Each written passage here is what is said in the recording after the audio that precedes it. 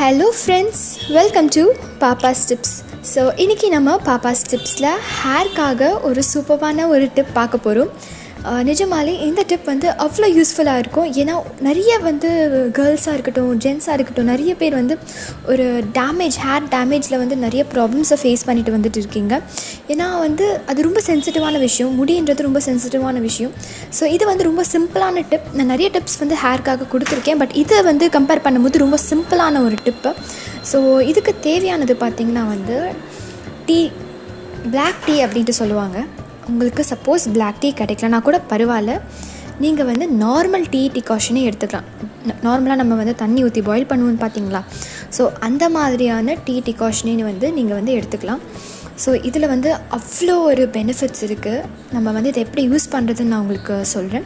நீங்கள் உங்களுக்கு உங்கள் ஹேருக்கு தேவையான அளவு வாட்டரும் இதை டீ டிகாஷனை போட்டு பாயில் பண்ணி எடுத்துக்கோங்க. நான் ஒரு சாம்பிளுக்காக உங்களுக்கு காட்டுறதுக்காக நான் ஜஸ்ட் வச்சுருக்கேன். பட் உங்களோட குவான்டிட்டி உங்களுக்கு தானே தெரியும். ஸோ உங்களுக்கு ஏற்ற மாதிரி எடுத்துக்கோங்க. அதில் கொஞ்சமாக லெமன் ஜூஸ் எடுத்துக்கோங்க, ஓகேங்களா.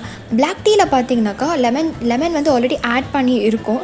Sometimes some company add பண்ணியிருக்கும்.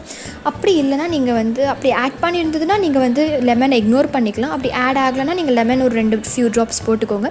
நான் திருப்பியும் சொல்கிறேன், பிளாக் டீ உங்களுக்கு கிடைக்கலனா கூட பரவாயில்ல, நீங்கள் நார்மல் டீ டிகாஷன்லேயே டிகாஷன் பண்ணி ஹேருக்கு நீங்கள் அப்ளை பண்ணலாம்.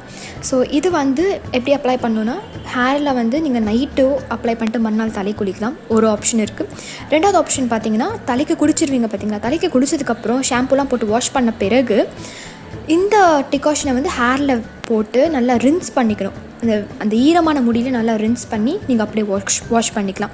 அப்படி இல்லைனா நார்மலாக நீங்கள் பேக் போடுவீங்க பார்த்தீங்களா, காலையில் தலை குளிக்கிறதுக்கு முன்னாடி ஒரு 1/2 hour 1 hour பேக் போடுவீங்களா, அந்த மாதிரி கூட நீங்கள் ஹேரில் போட்டு ஒரு 1/2 hour 1 hour உங்களுக்கு தேவையான டைம் பண்ணி நீங்கள் தலை குளிச்சுக்கலாம்.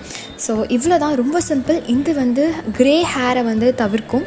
அண்ட் இன்னொரு விஷயம் என்னென்னு பார்த்தீங்கன்னாக்கா, டேமேஜ் ஹேர், ரொம்ப ரஃப்பாக இருக்கிற ஹேரை கூட ரொம்ப ஷைனிங்காக இருக்கும். ஸோ நீங்கள் இந்த டிப்பை ட்ரை பண்ணி பாருங்கள். உங்களுக்கு கண்டிப்பாக ரொம்ப ரொம்ப பிடிக்கும்.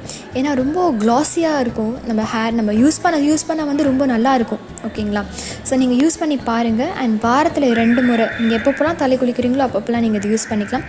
கண்டிப்பாக உங்களுக்கு ஒரு நல்ல ரிசல்ட் கிடைக்கும். நம்பிக்கையோடு பண்ணுங்கள். அண்ட் உங்களோட ரிசல்ட்டை கமெண்ட் பாக்ஸில் மறக்காமல் ஷேர் பண்ணுங்கள்.